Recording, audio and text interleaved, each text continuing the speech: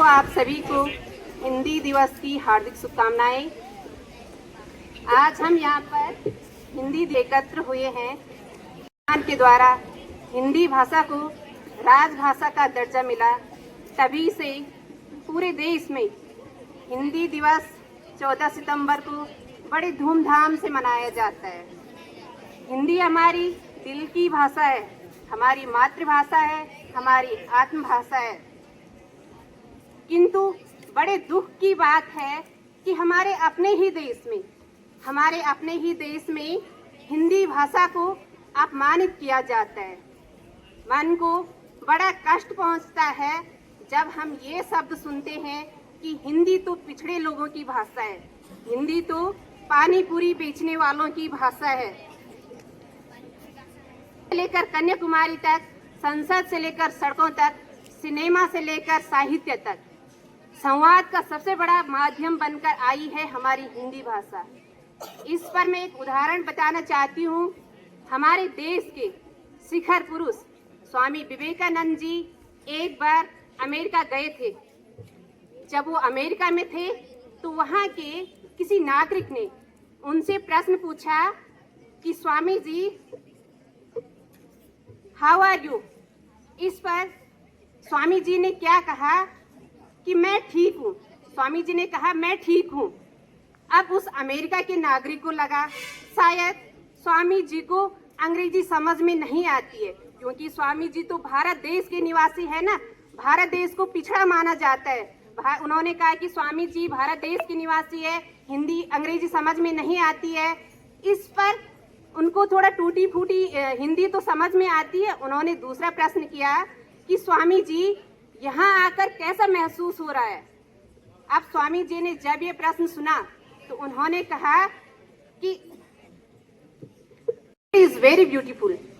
जब उस अमेरिका के नागरिक ने ये शब्द सुना तो वह सोच में पड़ गया। उसने सोचा कि जब मैंने अंग्रेजी में पूछा तो स्वामी जी ने हिंदी में जवाब दिया, और जब मैंने हिंदी में पूछा तो स्वामी जी ने अंग्रेजी में जवाब क्यों दिया। इस पर उन्होंने फिर स्वामी जी से प्रश्न पूछा, स्वामी जी मैं ये बात आपकी समझ नहीं पाया कि आपने मुझे ये उत्तर क्यों दिया। अब हमारे जो ज्ञान के पुरुष है, हमारे जो शिखर के पुरुष थे, स्वामी जी ने उत्तर दिया कि देखो, जब आपने अपनी मातृभाषा का सम्मान करते हुए मेरे से प्रश्न पूछा तो मैंने भी अपनी मातृभाषा का सम्मान किया, और जब आपने मेरी मातृभाषा का सम्मान करते हुए मेरे से प्रश्न पूछा तो मैंने भी आपकी मातृभाषा का सम्मान किया। बच्चों, इससे हमें क्या सीख मिलती है? हम चाहे कहीं भी रहे, देश के किसी भी कोने में रहे, हमें अपनी मातृभाषा से पीछे नहीं भागना चाहिए। हमें गौरव होना चाहिए कि हमारे देश की मातृभाषा हिंदी है।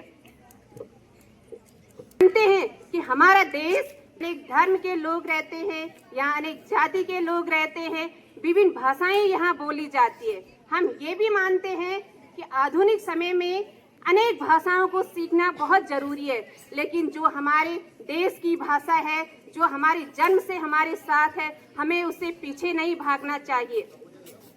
इसी पर मैं हिंदी भाषा पर 4 पंक्तियां बोलता है, सबलता है, सहज संस्कार है हिंदी, सरलता है, सबलता है, सहज संस्कार है हिंदी, है माँ की गोद हिंदी और पिता का प्यार है हिंदी, है माँ की गोद हिंदी और पिता का प्यार है हिंदी, मेरा अधिकार है हिंदी, मेरा व्यवहार है हिंदी, मेरा अधिकार है हिंदी, मेरा व्यवहार है हिंदी, भवन भाषा का है जिस पर वो दृढ़ आधार है हिंदी, भवन भाषा का जिस पर वो दृढ़ आधार है हिंदी। और कभी मीरा कभी तुलसी कभी रस खान है हिंदी, कभी मीरा कभी तुलसी कभी रस खान है हिंदी, हमारी संस्कृति और साहित्य की पहचान है हिंदी, हमारी संस्कृति और साहित्य की पहचान है हिंदी, प्रगति पथ का प्रथम सोपान और उत्थान है हिंदी, प्रगति पथ का प्रथम सोपान और उत्थान है हिंदी, हमारी जान है हिंदी, हमारी शान है हिंदी। आज हम एक संकल्प लेकर यहाँ कि राष्ट्र के अंतर मन में ज्योत जगाएंगे, समस्त विश्व में हिंदी भाषा को सम्मान दिलाएंगे, समस्त विश्व में हिंदी भाषा को सम्मान दिलाएंगे।